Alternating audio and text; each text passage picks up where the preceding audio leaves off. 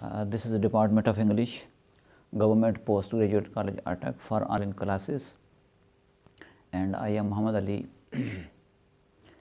and I am delivering this lecture, and this lecture is for M English Part 2, and the paper is Literary Criticism. The textbook that we are studying, that is Poetics, written by Aristotle, and we are discussing the topic, that is the relative importance of plot and character. In our previous session, we discussed that character is formed through action, and we also discussed that Aristotle was of the opinion that external action means the physical action in the plot construction, that is actually the soul of tragedy. And, but we discussed and we came to know after explanation and analysis that the character of a dramatic person is formed through action. Means everybody has a character, and he has or she has a fame and popularity for a particular character in the light of previous actions. In the past history of a man tells us the special character of a person. So, it means there were actions in the past, but we came to know after discussion that it is not essential sometimes to express the moral bent before the audience, and dramatic person, a hero, is not given a choice to express his actually inner feelings or inner bent of mind, because when there is a conflict in the mind of that character, then that dramatic person, that he thinks, then he decides, and the audience and spectators then come to know that what is inside the mind of that character. But Aristotle says that that sort of information may not be essential for all dramas, because physical action or plot construction means the physical action, external action in the form of plot construction, that is essential.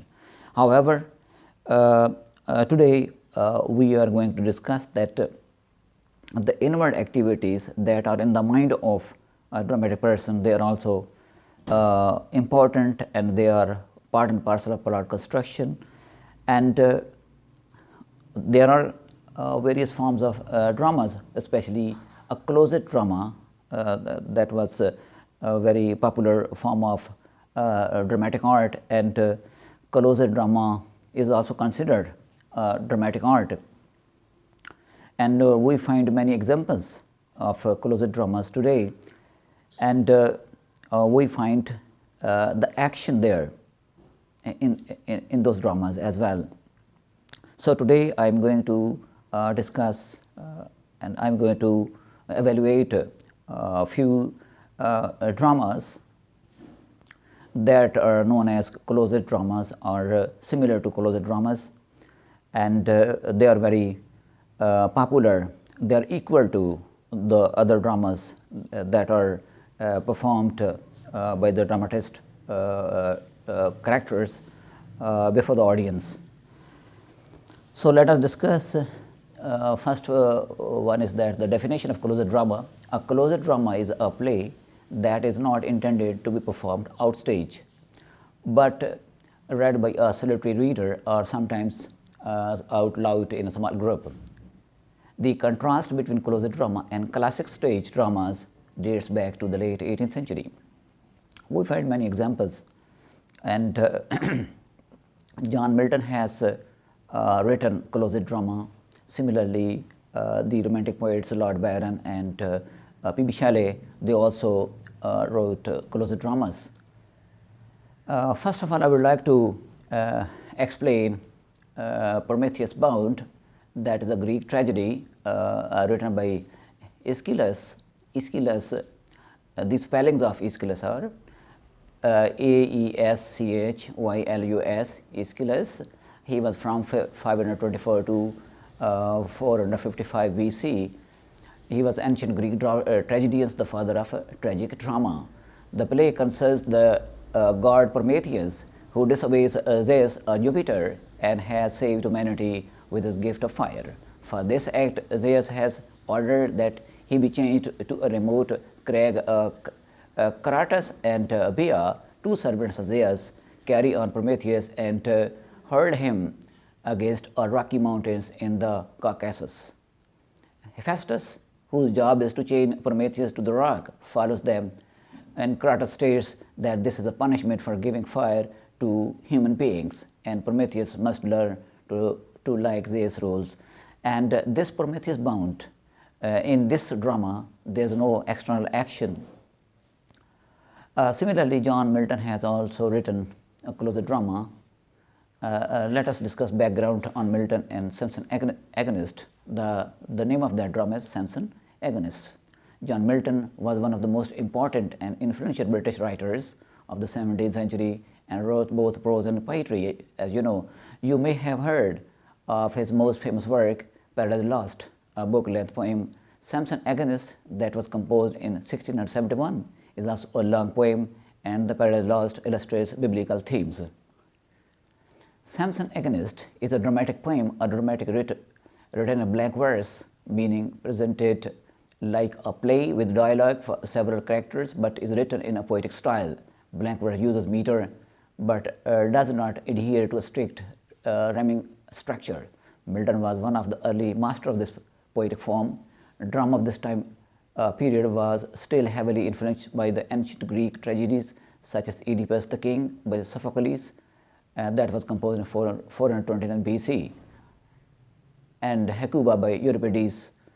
And Samson Agonist is an exception. Milton's introduction gives a disclaimer, an old-time way of saying spoiler alert, defending his choice of tragedy, claiming that tragic verse best illustrates morality. This Samson Agonist, let us discuss characters. The main characters are Samson, his father Manoah, and Samson's wife Delilah. There is also a chorus. A chorus is a Greek dramatic convention, as you know, which uses a group of people who are outside the main action to comment on it. Agonist means, this is a Greek word, the champion. A person engaged in a struggle is known as an agonist. Let us discuss summary. The biblical Samson is a man of superhuman strength, whose Achilles' heel is actually his here.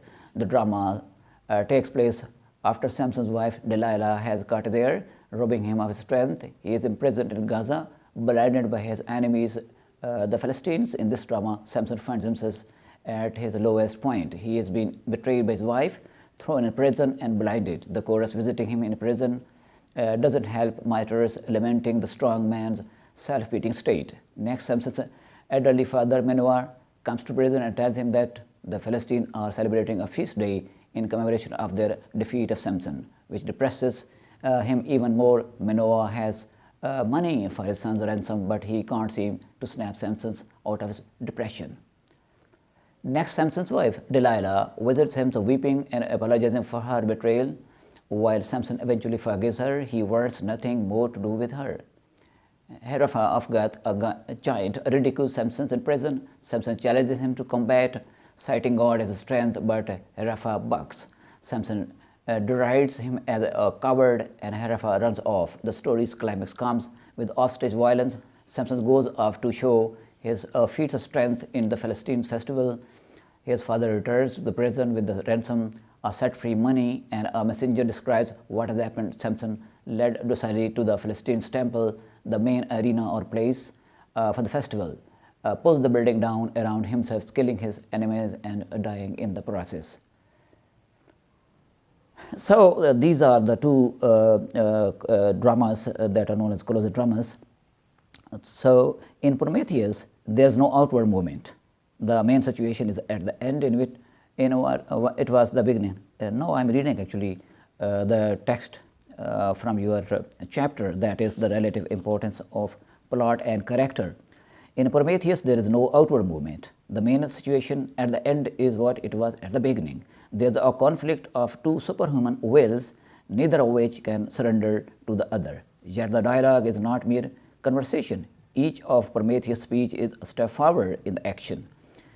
His words are equivalent to deeds. This is action, though not consisting of outward doing. Thus, we find that some of the Greek plays were not only devoid of intricate plot or plot construction, but presented so unchanging situation. Similarly, in Milton's Samson Agonist, the speeches of Samson form an integral part of the action. So, the external or physical action is not there in these dramas, but the speeches and the thinking processes, they are equal to physical actions. So, character is realized through action and is thus subordinate to plot. Because the character of a person or dramatic person is realized, becomes famous, and because that of the physical actions or similarly the previous action of the dramatic person, of any person. So, it is subordinate to plot.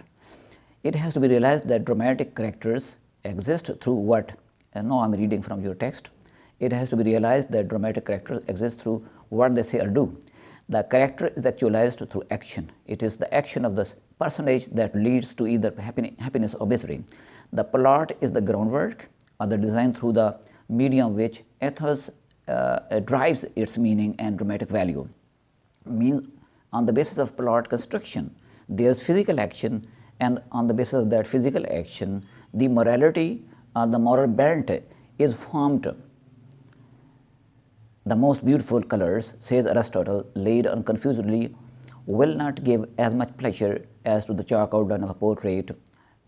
Ethos divorced from plot is like a daub of color.